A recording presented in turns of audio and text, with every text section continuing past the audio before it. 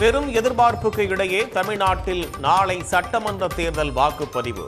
75,000 வாக்குச்சாவடிகளில் பலத்த பாதுகாப்புடன் ஏற்பாடு.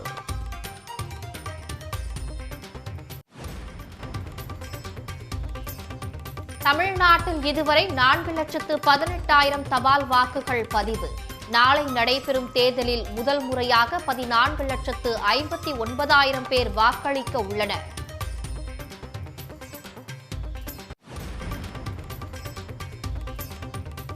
வாக்குச்சாவடிக்குள் செல்போன் கொண்டு செல்ல தடை. பாதுகாக்க வாக்குச்சாவடிக்கு வெளியே சிறப்பு ஏற்பாடுகள்.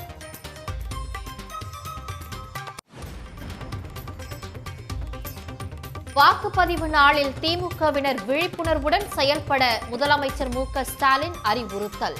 எதிர்க்கட்சிகளின் அவதூறுகளை புறந்தள்ளி திமுக கூட்டணிக்கு வாக்களிக்க மக்கள் முடிவு செய்துவிட்டதாகவும் அறிக்கை.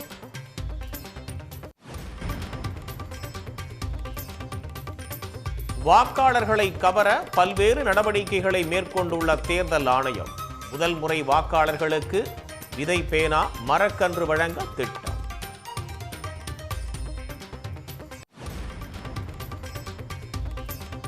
திருமண விழா அலங்காரம் போல் கடலூரில் பசுமை வாக்குச்சாவடி அமைப்பு. ஈரோடு, மதுரை உள்ளிட்ட இடங்களில் பிங்க் வாக்குச்சாவடிகள்.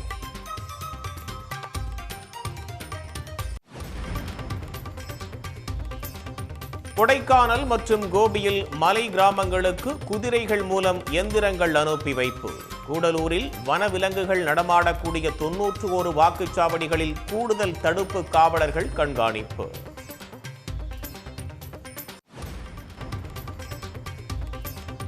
குற்ற வழக்குகளில் கைது செய்யப்பட்டு சிறைகளில் அடைக்கப்பட்டவர்கள் வாக்களிக்க முடியாது. மக்கள் பிரதிநிதித்துவ சட்டப்பிரிவை மேற்கோள் காட்டி சென்னை உயர்நீதிமன்றம் உத்தரவு.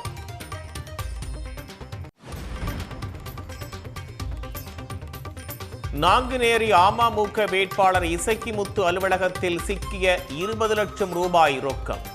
முறையான ஆவணங்கள் சமர்ப்பிக்கப்படாததால் பணத்தை பறிமுதல் செய்து வருமான வரித்துறை நடவடிக்கை.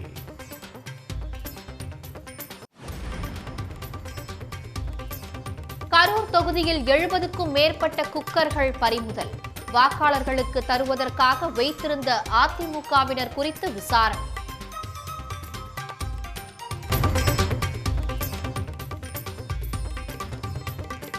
மதுரை வைகை ஆற்றில் கள்ளழகர் எழுந்தருளும் பகுதியில் முன்னேற்பாடு பணிகள் தீவிரம். லட்சக்கணக்கான பக்தர்கள் பங்கு பெறுவார்கள் என எதிர்பார்ப்பு.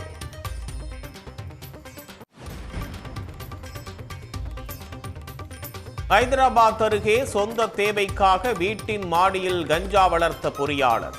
கஞ்சா போதைக்கு அடிமையாகி மென்பொருள் நிறுவனத்தில் வேலை இழந்தவரை கைது செய்து போலீசார் நடவடிக்கை.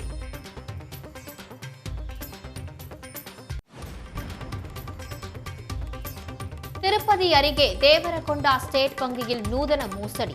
2.25 கோடி ரூபாயை சுருட்டிய தூய்மை பணியாளர்.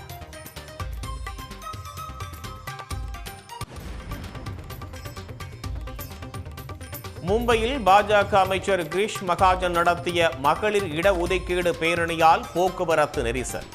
குழந்தையை பள்ளியிலிருந்து அழைத்து வர காத்திருந்த பெண் அமைச்சரிடம் வாக்குவாதத்தில் ஈடுபட்டதால் பரபரப்பு. Ladies and gentlemen, welcome to Jolio Gymkhana.